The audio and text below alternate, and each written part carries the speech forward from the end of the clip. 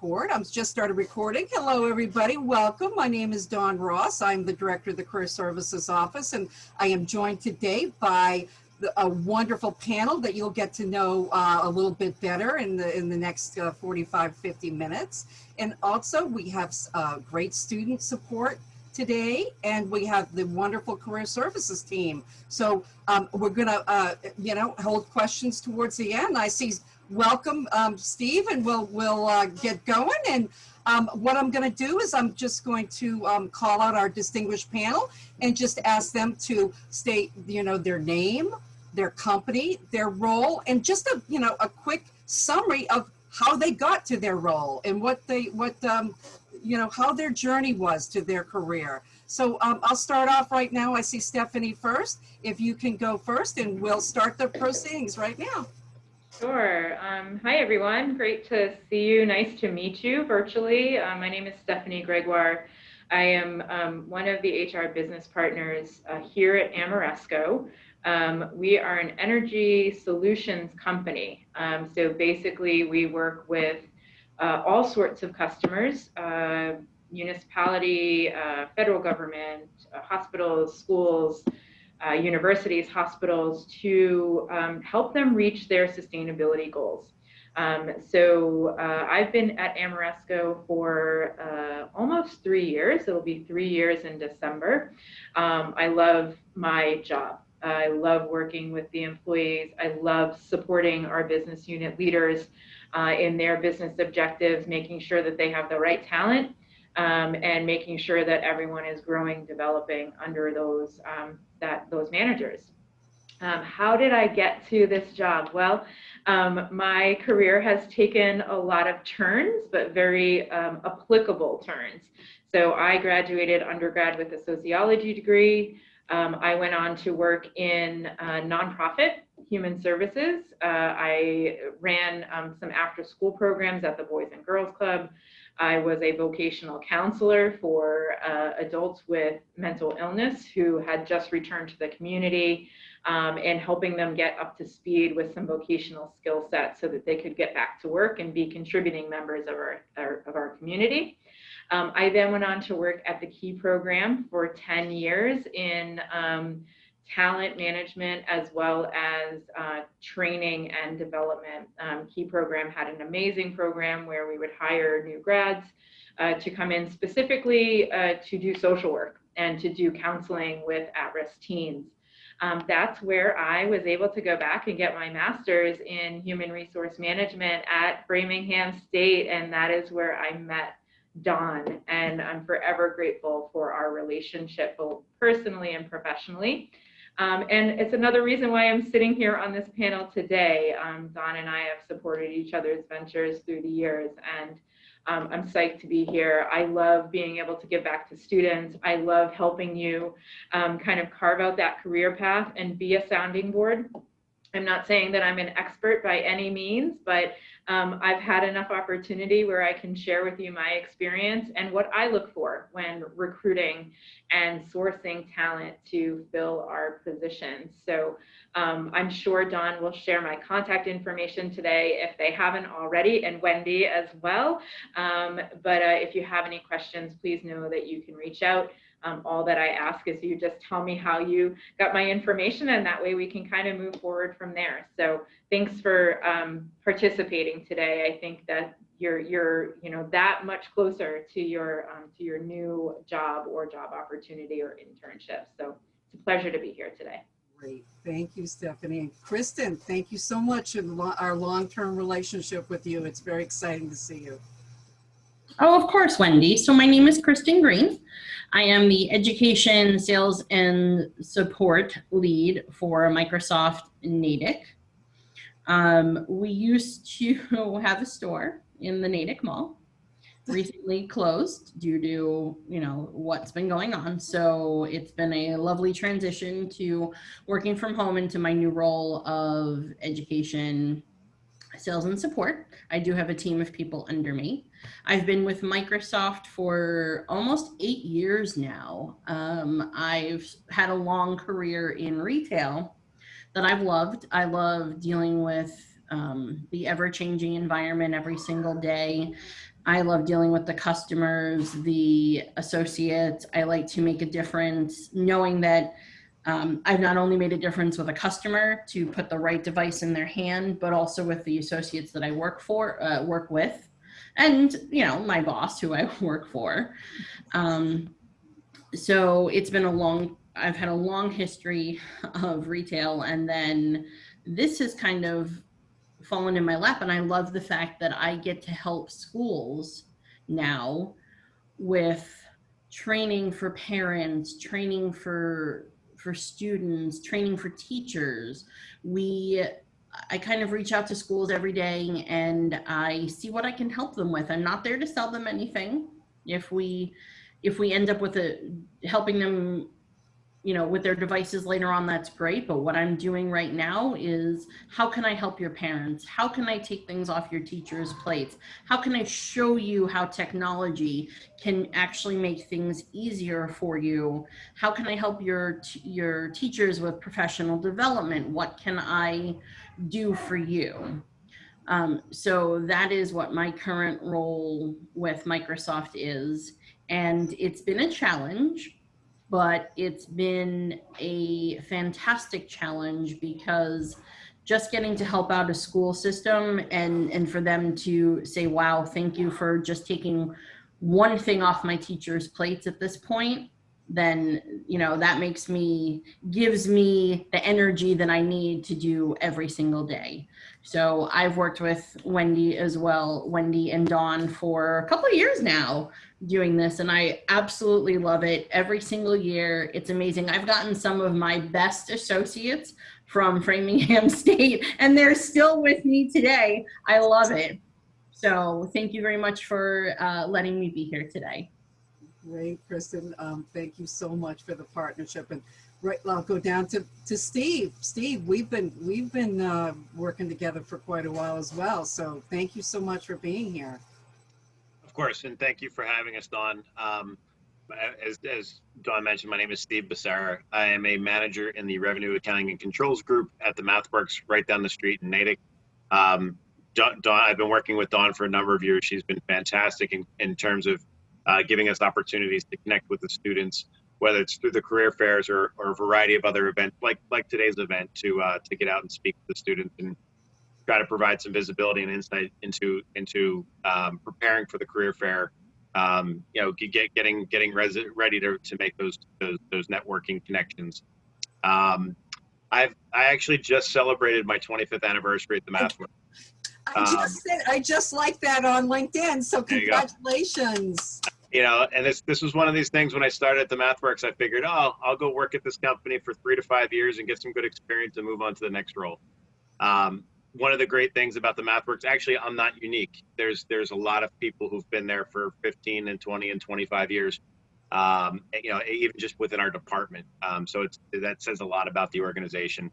The organization really tries to invest into their employees, challenges their employees. I've been given a number of opportunities over the years to expand my knowledge, expand my learning. And one of the things that, reflecting on this 25th anniversary, that I've been thinking about in terms of the way that the MathWorks works, the expectations they have, the core values that they have for you. It's not only helped me be a better employee, but outside of work, in my relationship with my wife and my kids, and ongoing. There's so much that I've learned from the corporate environment at the MathWorks that applies to my everyday life that really adds value to me, outside of the office. So I can't say enough great things about the organization. Coming out of undergraduate school, I got my degree in accounting, and I went and worked in public accounting for a couple of years. I started off at the MathWorks as a general accountant back when the company was about 300 employees, and now we're over 5,500 on a worldwide basis. And I've really had opportunities throughout a variety of areas between accounting, finance, and operations. I've been managing in this group for about 17 years now, and we work closely with schools like Framingham to try to get access to the best and the brightest, and really work with students with all types of different business backgrounds. And that's the group that I represent. Obviously, in any corporation that you're looking at, there's departments throughout all the majors that you guys are looking at for the most part. Whether you're looking in human resources and sales and marketing, development, systems, IT, there are opportunities, whether it's through internships or full-time positions. If you go to the MathWorks website, there's hundreds of positions that are listed out there at any point in time. It's a company that's been growing since day one, and really a great place to work. And what you put into your role, whether it's the MathWorks or anywhere else, is what you're going to get out of it. And that's one of the biggest lessons I've learned with the folks that I've been working with at the MathWorks. And it's what I coach my team on when they come in, is to really try, how do you distinguish yourself from your peers? How do you put in the effort to make sure that your work is done well, efficiently? You're looking for opportunities for improvement and continuous growth.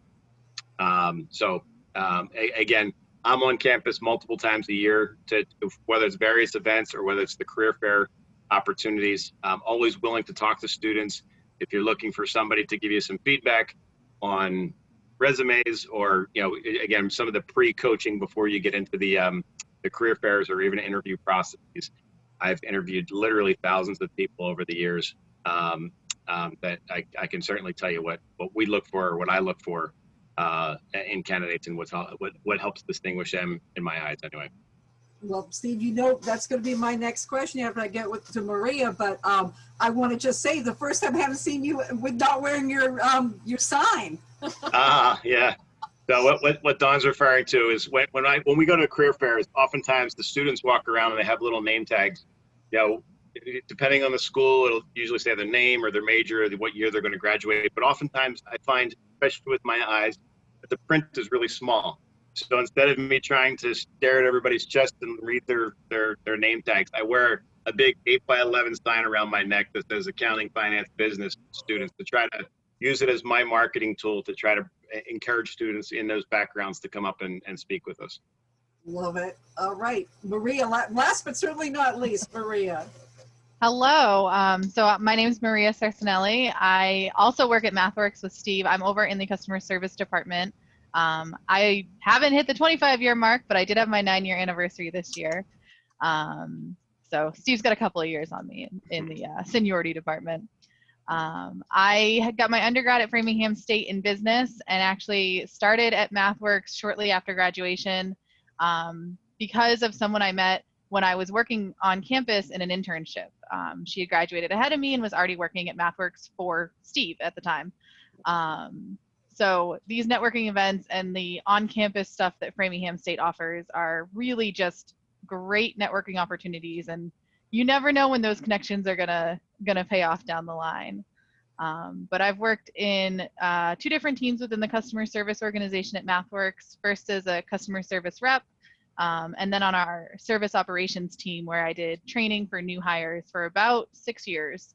And during that time, I was able to get my MBA in management, which came in very helpful when the team lead position opened up in customer service, and I was able to kind of transition over into that role. And I've been there now for about 2.5, 3 years. So it's been a crazy few years, but I'm really excited. I've loved coming to these events at Framingham State and seeing all the brand new fancy buildings that did not exist when I was there.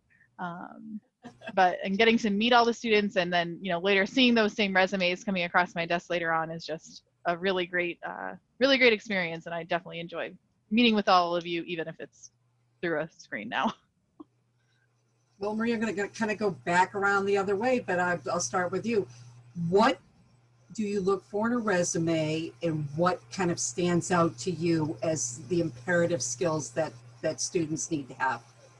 Great question. So I think for me, the first thing I look for is like spelling and grammar, and it seems so basic, but if there are spelling errors in your resume, I'm probably not going to call you. I'm hiring you to work and communicate directly with our customers, and if you have spelling errors on a resume, I can't trust that you're going to be able to work, effectively with customers. As far as what I'm looking for, it's really those stories that you can tell in the resume. Do you have group project work? Do you have leadership skills? And sometimes people think if I don't have a title with job manager, I'm not a leader. And that's not true at all. Any sort of leadership skills, whether it's in volunteering or in a role, even part-time roles, that all applies.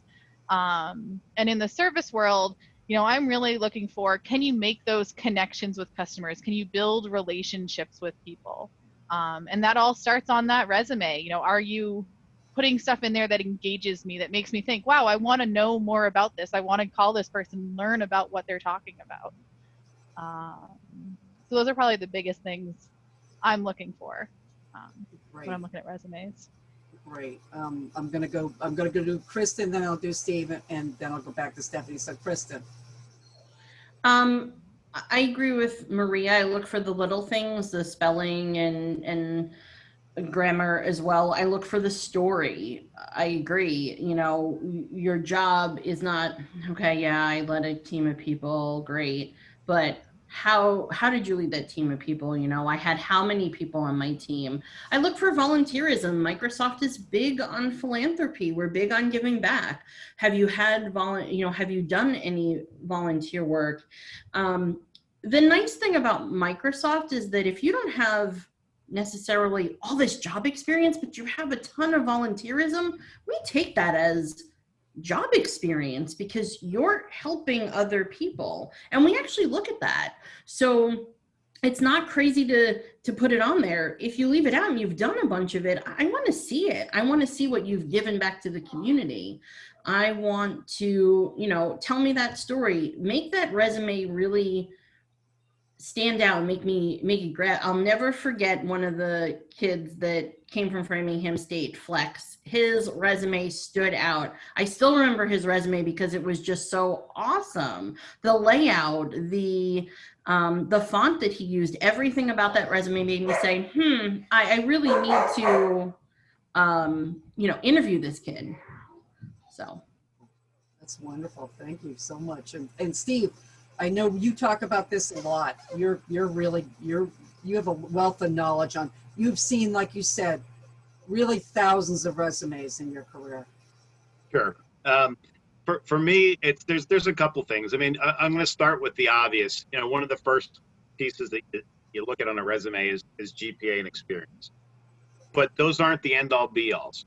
I think what the previous two have both said is I want to get to know what you've done, what you've contributed. If there's accomplishments you've had, and it doesn't matter what the role is. If you worked at the counter, you know, doing selling donuts at Dunkin' Donuts, you know, your interactions with your customers, the impact that you've had. If there's things that you've done or influenced or suggestions that you've made that made process improvements in those roles, the fact that you're looking at your job and what you're doing, how you're doing it, you know, the value that you can add. I want to know what you bring to the table, right? So it's one thing to say, you know, I was a cashier at Dunkin' Donuts, but it's another thing if there's some experiences in there that you can talk about or some value that you've added to the role. You know, so not everybody coming through the career fair has a ton of experience, but there's some level of experience, and if you haven't had too much work experience, but you've had that volunteerism, again, opportunities, things that you've done, things that are going to tell me a little bit about you and how you go about what you do are important to me. When you're describing what you're doing, what I often coach folks on is give me the action items. Tell me what you've done, you know, and be, I'm drawing a blank on this right now, but trying to be descriptive with the action words in terms of what it is that you did, you accomplished, you influenced in that work. And one of the best things, you know, we were talking about earlier in terms of, you know, making sure there's no spelling errors or grammar, that's everything. Have people look at your resume, have it design reviewed multiple times, get people who, you know, from different walks of life, but particularly people who look at resumes to provide feedback in terms of what they're doing. So it's one thing to kind of give you these high level kind of vague ideas in terms of what we're looking for. It's another to get it on paper and get somebody to go through it with a pen and a fine tooth comb and kind of scrape through it and give some suggestions on it. And I'd say get it in front of multiple people because, you know, it depending on what you're looking for. I've given resume, you know, I think I'm highly qualified to give resume review on people with with business backgrounds, finance, accounting, business. But I went out to Assumption College a couple of years ago, and I had people in like the health services, coming for resume reviews. I'm like, I'm not sure what's important in this field, but I'll tell you based off the content, what I see and what I would coach on. But I'd also recommend to go talk to somebody in that field to have input or feedback for what people are looking for in those areas. How important would you say is the quantification? We talk about what were the results, but to quantify experience, how important is that to you, Steve? I think the further you get in your career, the more important it is. If somebody can do this coming out of undergraduate school, you got a step ahead of most of your peers. Certainly the further along you go, the more you want to show the value and be able to quantify it. For somebody in my group, when they're leaving my group and they're looking at updating their resume, I'm going to talk about specific responsibilities that they had. But they had an accounts receivable portfolio with X number of things that were past due. What did they do to improve that, to reduce that, to make it cleaner? That might not be an example that works for everybody, but you start with a population, and if you improve it and reduce it, if you can quantify that and say, I reduced it by 25% or 50%, it gives me those hooks or those data points in your resume for something for us to talk about. Things that we're looking for, like, oh, well, how did you do that? Because that's ultimately what I want to get to, is you accomplished it, but how? And that's more for the conversation, for the interview, versus just getting it. You don't want all the data and all the detail in the resume, because the resume could be pages long. Right. Thank you, Stephanie. What do you see as really important points? So I definitely agree with my fellow panel members on everything that they've suggested. I'm going to basically be very transparent. The sheer number of resumes that come into a job app or a job requisition is sometimes overwhelming, daunting, and extremely time consuming. So the best thing that you can do is make sure that your resume is clear and concise. I'm a huge proponent of a one-page resume, especially for folks that are coming right out of undergrad and have limited experience. So what should you highlight? Definitely highlight your coursework that you've done. Relate that coursework to the position that you're applying to. That might force you to have a couple different versions of your resume, but it's going to really show the recruiter and the person that's seeing your resume what sort of experience you do have from your undergrad career. Extracurricular activities, volunteerism, part-time jobs, work that you've done on campus, involvement in clubs and various activities, put that on your resume. Again, we understand you're coming in with limited experience. Show us where you have kind of put yourself outside of your comfort zone. I'm also a firm believer that if you do any sort of study abroad or any sort of what's the word I'm looking for? Like a Habitat for Humanity or anything along those lines, get that on your resume. I was someone who had the opportunity to do study abroad. I think everyone should do study abroad. Unfortunately, right now we're in a little bit of a pickle where we can't do that. However, it's really, really important that you highlight that. That basically tells me that you're not afraid to work outside of your comfort zone, expose yourself to other cultures, ways of doing things, to an employer who really strives to make sure that diversity and inclusion is at the forefront of their values. We want to see that. Any sort of internship, especially if it's relative to the work that you're doing, but also, like my other fellow panelists had said, it's experience that you're sharing with us. So internships are just as important. Accomplishments has already been discussed. I would say last but not least, make sure that the technology that you have proficiency in is on your resume, especially in today's age. All of my hiring managers say to me, I need you to make sure that these candidates have high proficiency in Microsoft Office suites in some form of virtual meetings, whether it's Zoom or MS Teams or whatever, a WebEx. Show us that you have those abilities as well. Steph, I'll stay with you. In this virtual environment, the interview process has really changed. Yeah. Can you tell me what you're looking for, what's really stands out to you in the interview process now that most of it is virtual? Yeah, Dawn, I don't really see any major changes except the medium in which we're conducting the interview. I mean, when you're doing a virtual interview, you want to make sure that you're speaking clearly. I would say make sure that you give yourself plenty of time to get yourself set up. My recruiter here in-house, she even offers up a kind of a dry run, a test to make sure that the a video conference is going to work appropriately with that person's bandwidth and where they're located. Make sure that they can get on so that the hiring team or the hiring manager can see that person. So being prepared, giving yourself time to get set up. But otherwise, the conversations, the questions that we're asking, the information that you're sharing with us, I don't see that that's changed really in any way as a result of us shifting to a virtual interview. It's more so just making sure that you're prepared and you give yourself enough time. Presentation is still very important. Sit at the table, have your nice top on, and you can wear shorts in the bottom and just don't stand up. But it really hasn't changed all that much, with the exception of those two items that I just mentioned. Okay, good. Steve, over to you. Do you see a difference in the interview process? It's interesting because one of the first touches that I have outside of career fairs with a candidate would normally be through a phone call. So the video chat makes it easier to connect, I think, on both sides, right? Because it's just a better interpersonal connection. One of the things I would say from a virtual perspective is make sure that wherever you're conducting your call, that the outside environment noises are away. Like if you have to close doors, keep pets out, keep younger siblings or nieces or nephews or whatever. You don't want people yelling in the backgrounds and causing distraction for you. From the interview process, you're in the interview. Look professional. Make sure your hair's groomed and you got your nice top or jacket or whatever, like you would if you're going for a live interview. Speak to your camera, because you're making that's your virtual eye contact, if you will. The other thing I think is because you don't have that interpersonal face-to-face,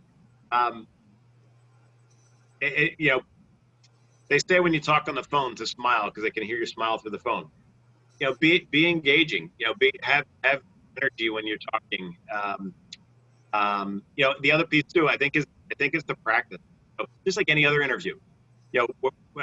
If you have the opportunity at school to do a dry run and kind of go through mock interviews, certainly do that. You can't have enough experience going through the interview process. Do some Google searches, in your preparation work. And this is normal, like interview stuff that I would say anyway, not just virtual. But look for potential things that people ask you questions on. Make sure you can dig into some of your experiences and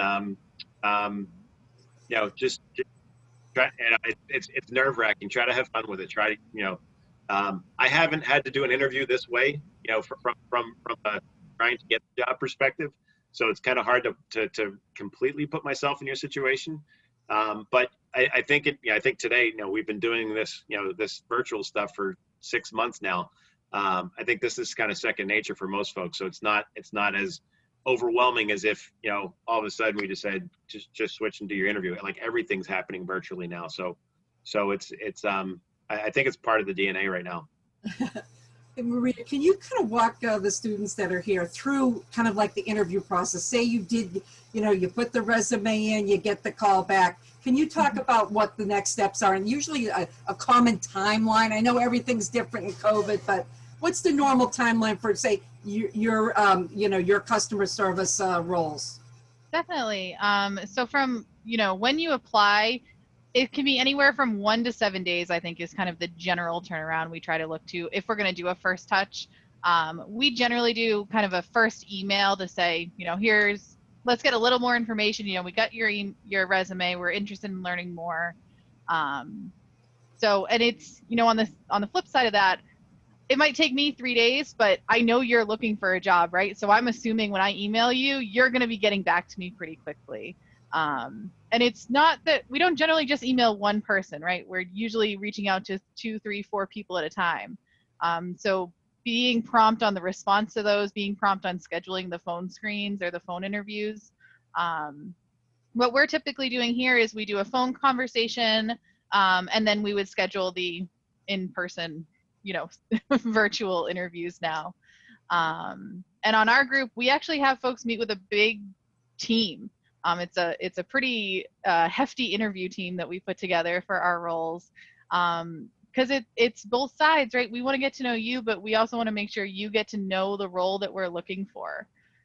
So we have up to 5 or 6 people to do virtual interviews.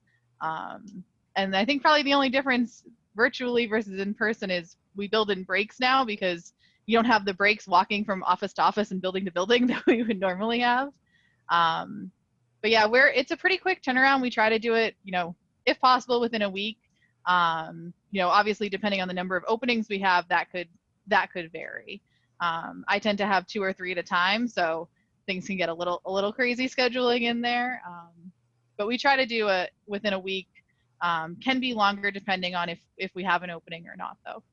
Yes, Steve. I just want to pop in on that. If there's a position in a company that you're really interested in and you go through and you don't hear back in the 1 to 7 days, by all means, follow up.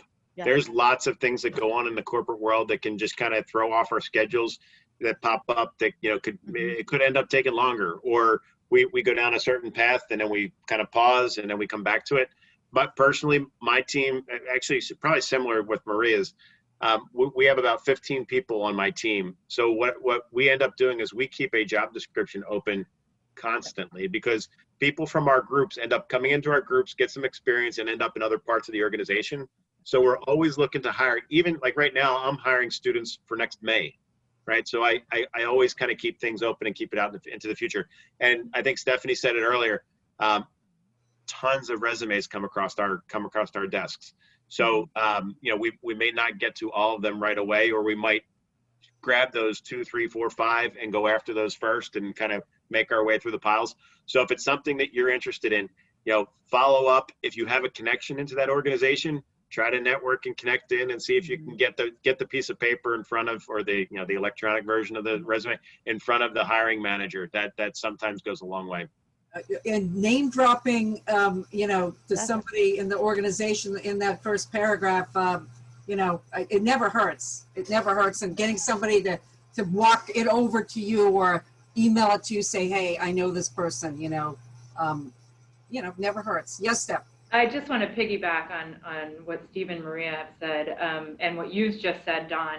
A lot of companies have really robust employee referral programs that help our employees make a few bucks, basically. And so we rely heavily on that for a variety of reasons. One, we believe that the referrals that are coming through are kind of pre-vetted. I'm not going to refer someone that isn't a good employee, that is going to miss work, and that's going to, maybe make me look bad.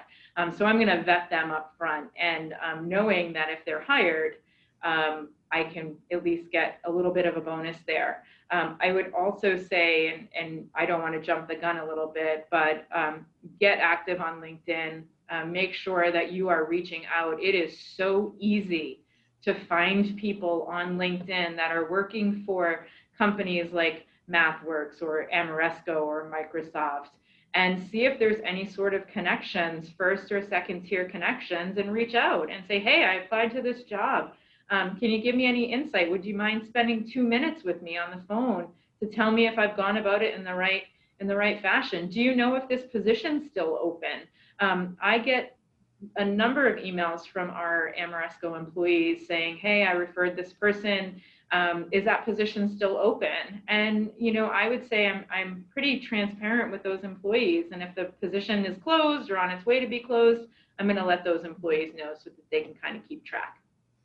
And definitely, Kristen, with a gigantic corporation such as Microsoft, I'd love to hear the process there on the hiring process. Yeah, so we have a recruiter. So I am always helping the recruiter out with these fairs that I do, the career fairs. So we take a little bit longer. It does take a little bit longer to go from when I hand it off to the recruiter. But again, as you know, we've talked about referrals. I love them. I continuously ask my associates for referrals because exactly that. Nobody's going to want to refer somebody that they don't trust, that they don't know their work ethic. They don't know. So yes, they'll make a little bit of money, and we have, again, generous, you know, incentives as well. So if I can get somebody to refer somebody, I'm always for it. And when I hand it off to the recruiter, they work fairly quickly. So typically it takes us from beginning to end right around 20-ish days, because there's, you know, a little bit of a longer process between the phone screens and then filling out their own screens and then getting them in the store and, you know, really in front of us to have those interviews. And then it isn't just one interview. And now that we're doing it virtual, it's a lot less, you know, we have to bring them back.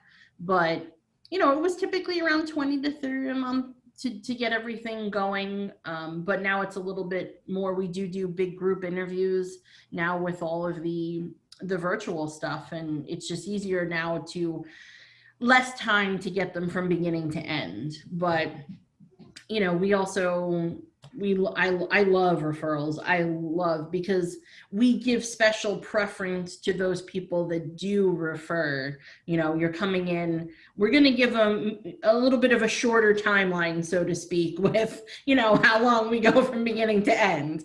So, but yeah, it does take a while, even now. Wow. Before I open it up to questions, I'm going to ask this one kind of, I think, important question. Kristen, I'll start with you. Do you see any trends right now? Any, you know, employment trends within your company? So at this time, right now, it's very slow.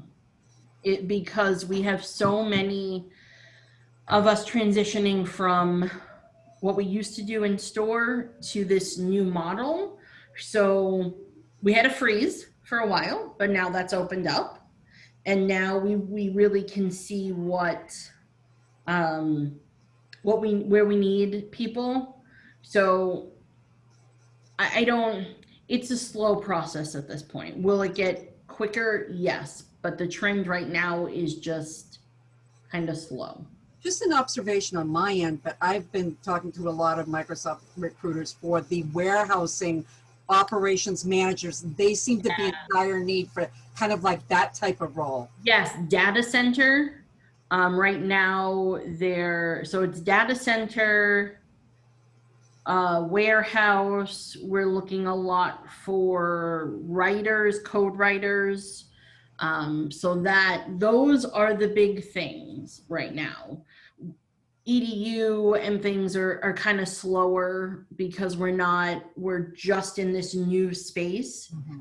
So what you would know is retail before. Yes, we're still retail. We're still considered Microsoft retail. So, but retail is on a slower pace. But absolutely, operations, anything, data center, distribution, those are the places where you're going to see a lot more.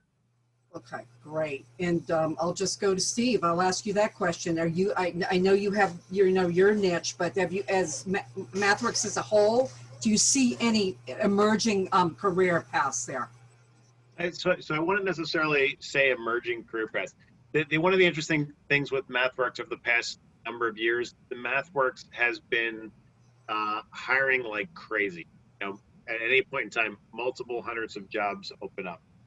What I would say now, and some of that happens because of internal movement. You know, opportunities open up and people move over. What I've seen, at least with my group, is some of those opportunities in the past 6 months have slowed down. They haven't come as frequently, but that doesn't mean that they've stopped.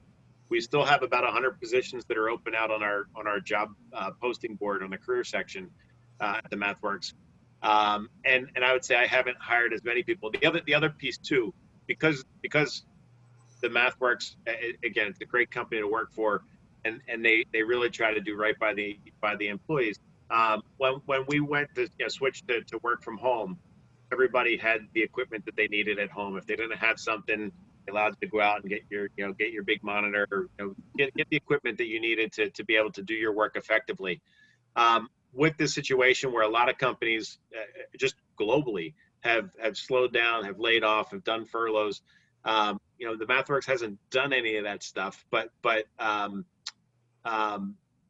also, there's an impact to the overall business. So maybe we're not selling as much software as we have been before, but we're still selling a lot of software, and we're still profitable, and we're still hiring for the future. I think we've just kind of slowed the spigot down a little bit compared to where we've been in the previous couple of years. So I wouldn't say there's necessarily a new emerging group that's all of a sudden doing unbelievable hiring. I think we're hiring across the organization where we need to fill positions. We'll always have positions open in development. We have a large IT department. We have a large finance department. Just like I said, some of my folks haven't moved as quickly into some of the rest of the organization as they would if had COVID not happened. But again, I'm still hiring. I'm hiring right now. I'm hiring positions for my group, for those May timeframes, with the anticipation that things that people there's a couple people who are earmarked. I already have managers coming to me asking to steal people from my group. So it's part of the process. Okay. So again, good stable company, still hiring. We haven't shut down. We haven't laid off, and Great. kind of moving forward. And I've heard this term thrown out multiple times through various pieces of the organization, saying we're in this for the long term. We're looking at the long term, not just the next 6 months, in terms of what we want to do and where we want to be.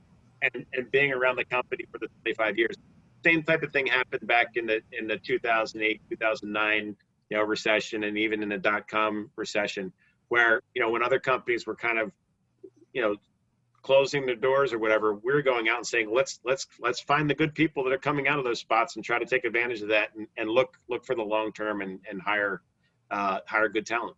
That's fantastic. And Stephanie, your company's grown so much in really quickly. Yeah, so I would say right now, so Ameresco really, we work off of a pipeline of projects. And fortunately, we have an amazing sales team who have generated a really full pipeline. So what's happening now are a lot of our projects are moving into construction. So we are hiring. I don't feel like we've really slowed down at all. But one thing to say is that, they're very specialized skill sets. However, because we know that things will pick back up and we've kind of weathered this storm, we're coming out on the right side of COVID. My team has been tasked with, just actively sourcing, getting out there on LinkedIn, seeing who's interested, reaching out to those passive job seekers who either were unfortunately laid off or furloughed, or even people that are still actively employed, gainfully employed, but maybe aren't feeling all that engaged with their employer and are looking for a new stable opportunity. And so that's really where a lot of our time is spent. For me specifically, the construction focus right now is huge. I've never sourced and hired so many construction managers, project managers, site safety managers for our energy efficiency projects and sustainable projects that we're doing. So I'd say that that's really kind of the trend right now. The company and the leadership at the company really believes that we're going to be here for the long run. We've been around for 20 years. And Don, you're right. When I came on board, we were probably around 850 employees, and in 3 years, we're up to about 1,100 just in the US. So year over year, I'd say we've added about 100 employees to our headcount in total, and that's not counting replacement positions. So there's definitely opportunity out there. And although, you may not have that specific, skill set, there's a variety of opportunities available, again, not only at Ameresco, but out there. And I'll pitch LinkedIn. I know that Framingham State Career Services is active on LinkedIn. I have a dear friend that just graduated from undergrad from another state college, and I told him, you get yourself on LinkedIn and you get yourself on their stat and make sure your profile is up to date, because that's really where we find a good chunk of our top talent. Just a quick question. Do you look at your final candidates? Do you look on LinkedIn? Oh, absolutely. That's where we find them. That's really where we find them. I have to tell you, the direct applicants, you know, some of them are great, but it's like finding a needle in a haystack. Whereas with LinkedIn, you know, I have a recruiter seat, you know, not to get too deep in the weeds, but that gives me access to really anyone on LinkedIn, where I can get to see their profile and I can get to see their reviews and, you know, the recommendations that are there. And it allows me to kind of sort through by degree, by location, by concentration. And that's really where we're finding our top talent. It's a very directed search, and it tends to be very successful, especially with our company. Wow, that's great. Yes, Steve. Just another plug on the flip side for the students to be using LinkedIn. When you're going to interview at a company, you're meeting with people, do your own background check on the people that you're meeting with to see their background, right? It's a tool for you to get visibility and insight, not only to the company, but to the people that you're speaking with. Yeah, it's like you say, somebody met with you, Steve, and knew that you were, you know, a part-time coach for your kids' team.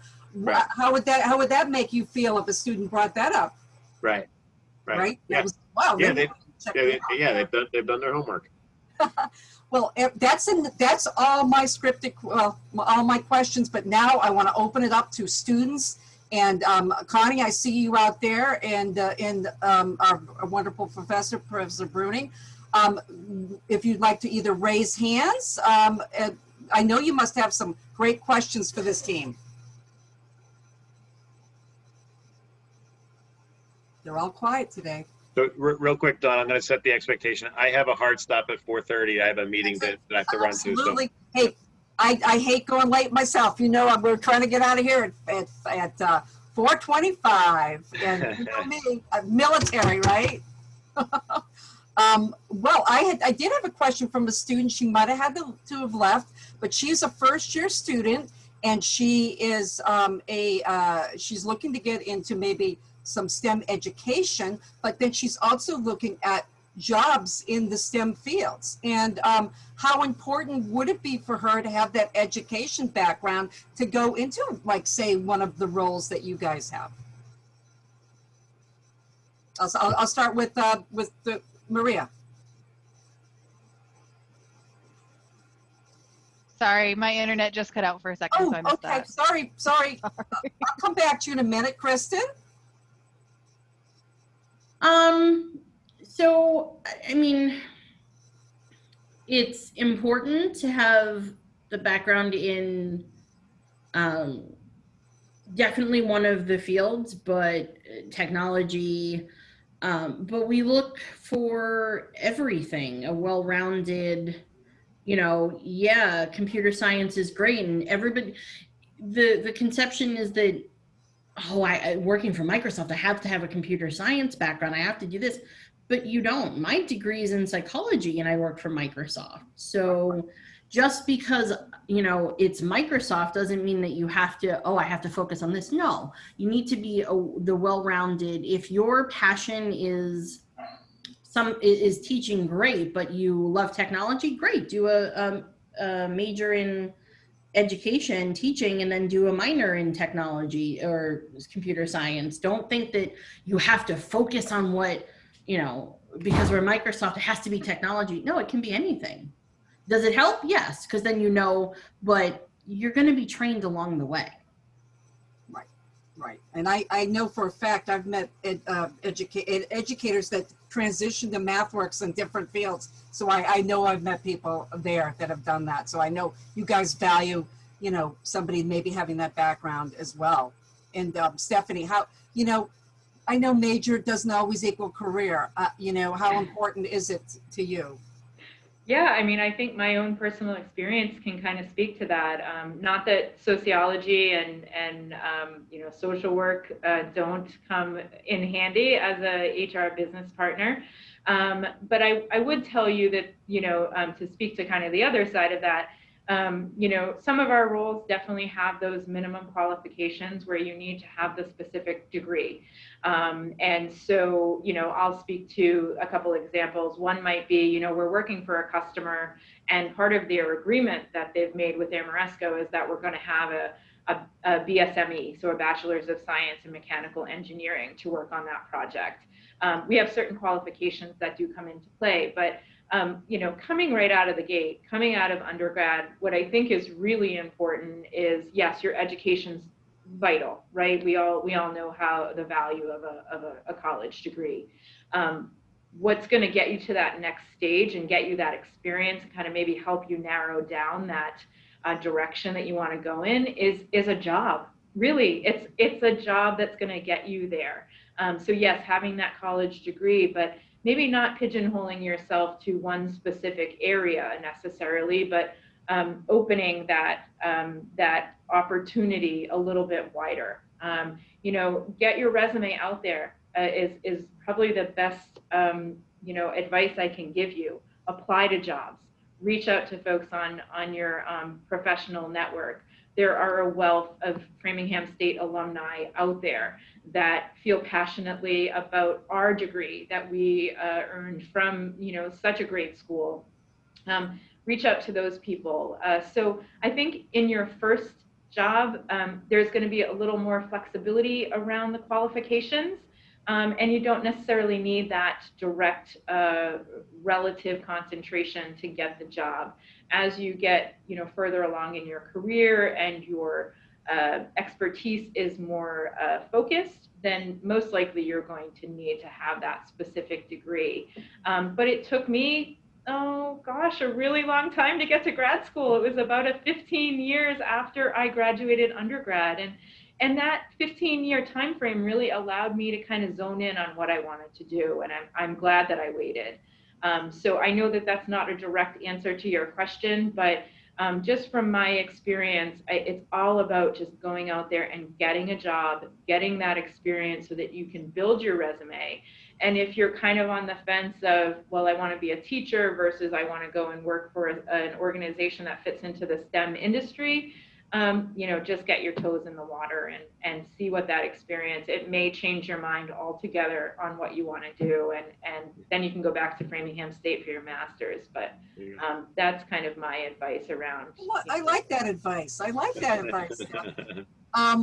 Any last words? I mean, Steve, we're getting you out of here. I have 2 minutes. So Steve, got a few minutes. Yeah. I think one of the challenges, and I talked to my kids about this, you know, one's a junior in college and one's a senior in high school, is when you're going to college, you know, if I knew what I know now, you know, the way I would have approached my education, I think would have been a bit different. But the reality is, coming out of high school, 17, 18, 19 years old, going into college, it's really hard to know what it is that you're going to do for the rest of your life or what your career path is. Some people do; they pick it and they go, and it's you know, it's lined up and it's perfect.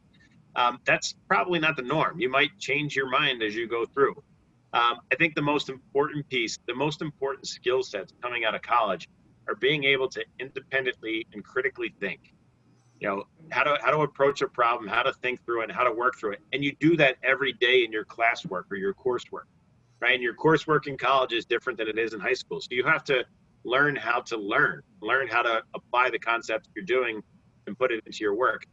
If you do that, you know, if you do those, build those skill sets, not just the knowledge base, but the skill sets while you're working through, you know, through college, you're going to put yourself in a good position when you start to work.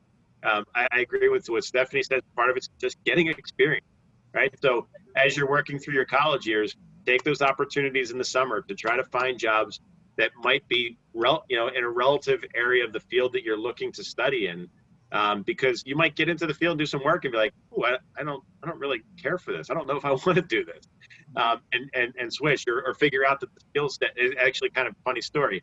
So I went to school for accounting. I got into accounting more so because my older brother did it and he did well at it. I was smarter. I thought he was smarter than him. So I'm like, oh, I can do this too. I haven't done accounting in a long time. I'm doing finance and operations now. So, you know, and then when I got into accounting, I'm like, why did I go into accounting? I'm like, I am not a detail-oriented person. It's not my skill set. And that's really required in a lot of the accounting areas and accounting fields. So take classes in things that you're interested in. Obviously, the ones you need to take your requirements, but when you have those electives, try to branch out and do things. When I came out of school with my accounting degree, I got my CPA, and after graduating, I'm like, I need to learn how to invest. I'm like, God, I wish I took more finance classes when I was in college, right? So I had to go back later and teach myself finance. I had to read a bunch of books and do all the work. I wasn't paying for it, wasn't getting credit for it, but I did it because I needed to learn it and I wanted to learn it. And that's, to me, the approach I try to talk to my kids about. When you're going into a school and you're going into a program and it's something you think you want to do, you need to approach it differently than I need to prepare for and study for a test and regurgitate some information and then forget it when I move on to the next lesson in the class. You're looking to build those skills that you want to apply, in the workplace. Well, thank you. I cannot thank you enough, and Steve and Stephanie and Kristen and Maria, wherever you may be. This was amazing. I cannot thank you enough for spending your time, talents, and treasures today with our students and our staff. Thank you again, and have a wonderful evening, everybody.